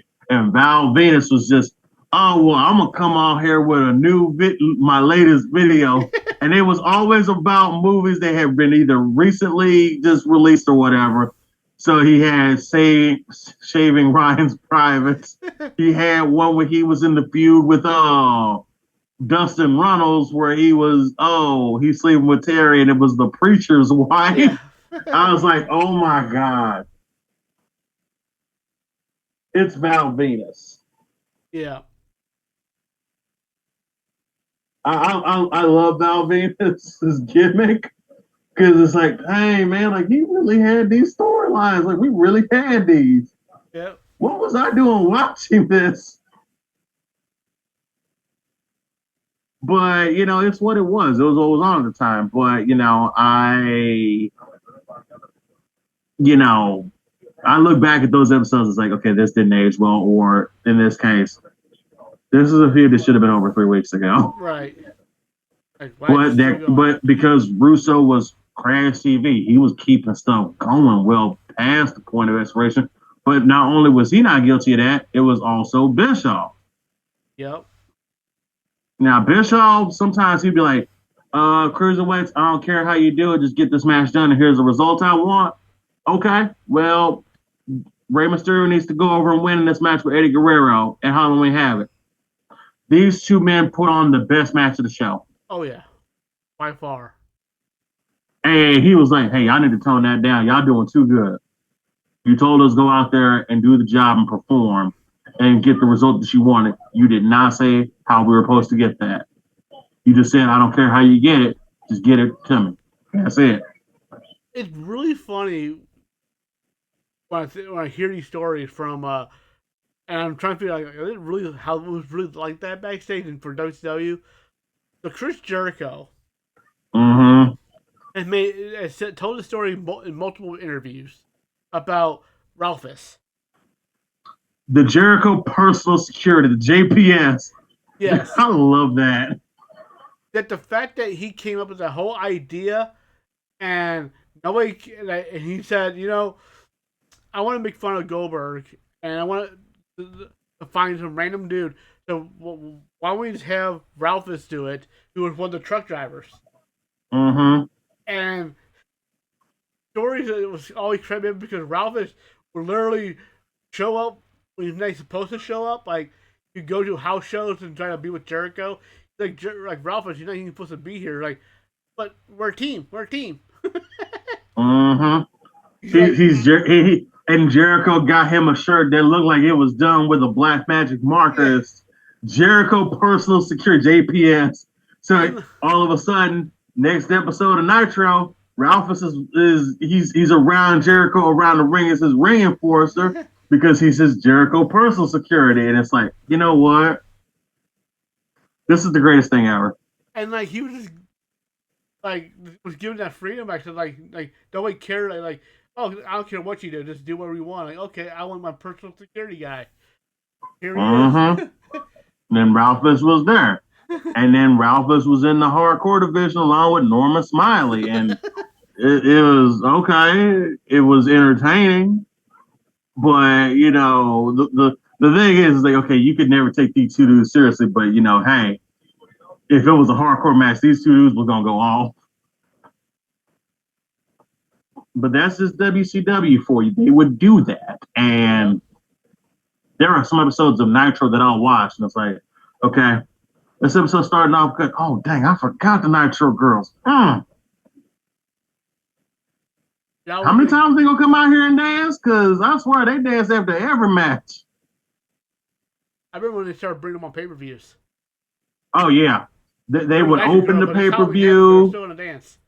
It was like, yeah, well, man, they was flying them out. It's like, okay, you might as well work if this is the case. So they had them come out, they danced, they would go to the back, and then, hey, we're about halfway through the show.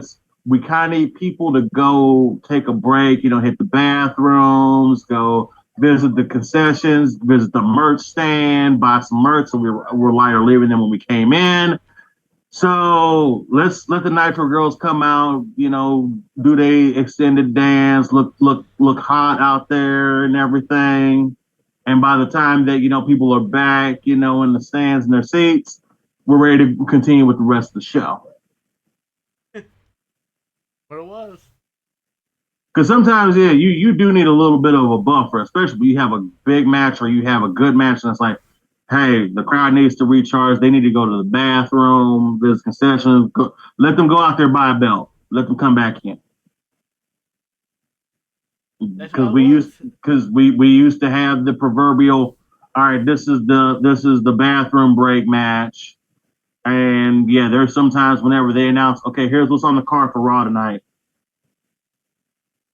Okay, we got this match. I don't care about this one. I'm gonna go to the bathroom. Okay, I'm gonna go to the bathroom at that match, and I can just look at it. Because if it's two people I really don't care about, it's like, okay, I'm gonna go to the bathroom. Or in many cases, well, we're gonna have tonight. We're gonna have Seth Rollins versus this person. He's obviously going to beat to get in the Elimination Chamber.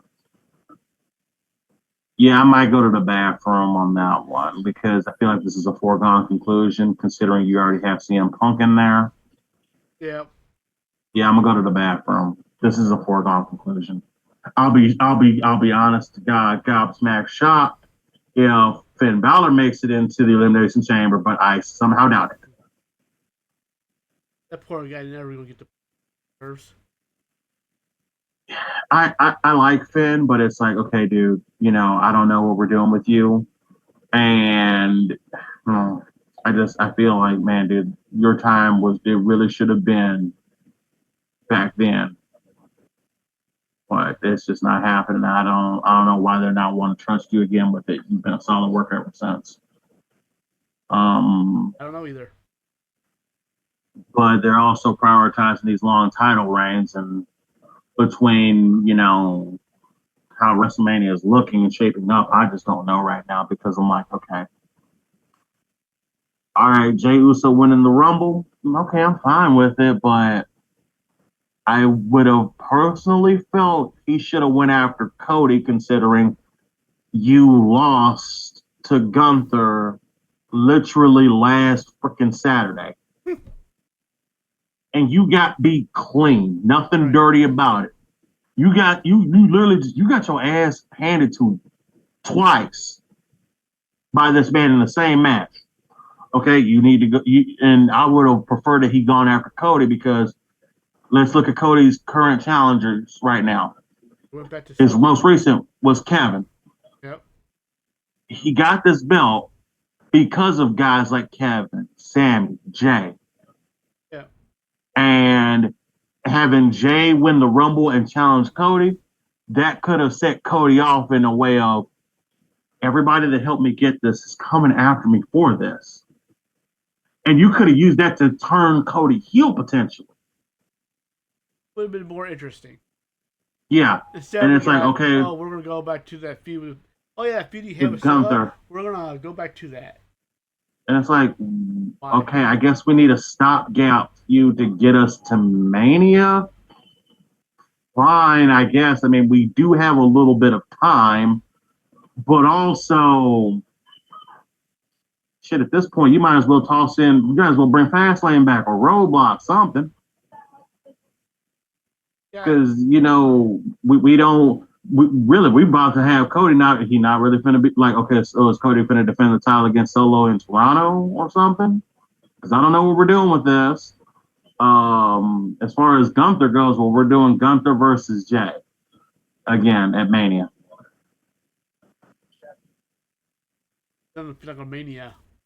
The only way I can see you salvaging this, you have maybe Finn Balor beat Jey Uso or Drew McIntyre. Either one of those two beat Jey Uso in a match on Raw, and Jey puts his Royal Rumble win spot on the line.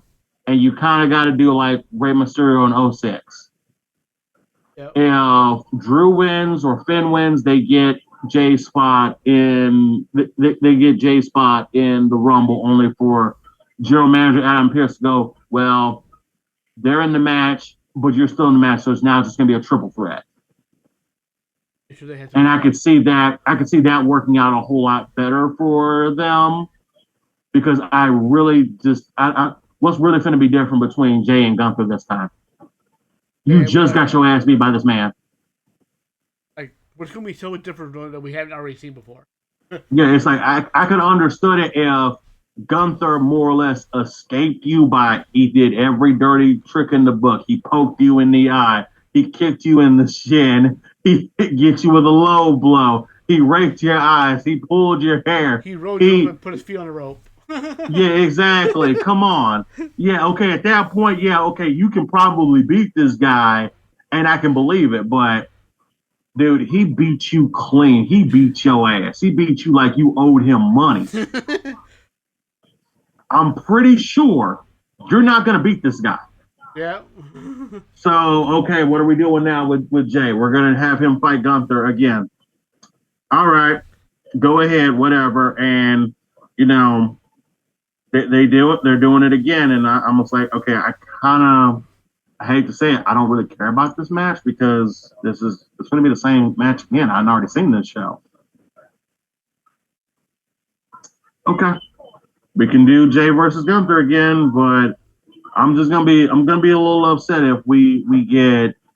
I figure we're not gonna get CM Punk or Rollins against Cody, so it's either gonna be Damian Priest, Drew McIntyre, or Cena that's gonna probably win this match.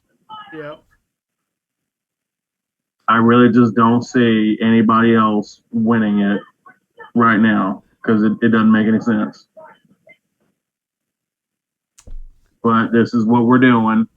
And while I'm not a fan of it, this is the decision that they've decided to go with. I initially was, even with Charlotte winning the Rumble, I was like, okay, so what are we doing? Are we going to do Charlotte Rhea 3 because that makes the most sense?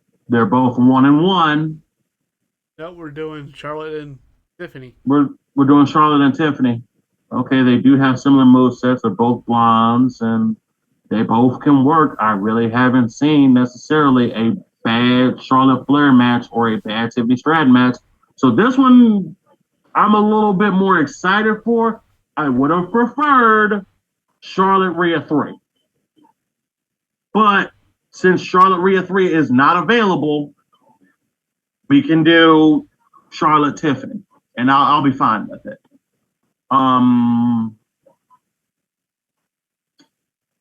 As far as the women's mid-card titles go,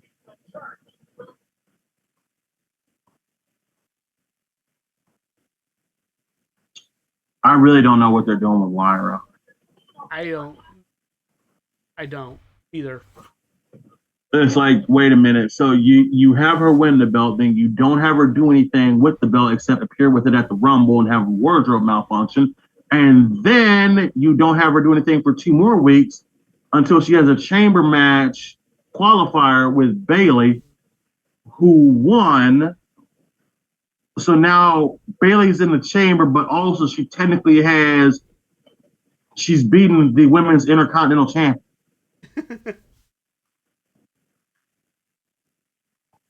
So if Bayley doesn't win the chamber match in about 2 weeks, well, does she get a shot at Lyra because she beat you clean? What are we doing? I don't know. And it's the same thing for Naomi. Naomi beat Chelsea Green again in a non-title match for a chamber spot. So what are we doing? It's all at least with Chelsea, it's like at least Chelsea's out here doing something with her title. I don't think Chelsea Green has literally missed a week since she's won that damn belt. No, she's been very consistent on using her. Lyra. So I'm in the audience for an episode of Raw for the 3rd or 4th week in a row. Still not defending my title or anything. Like, I think Chelsea's defended her shit twice. I haven't defended it once.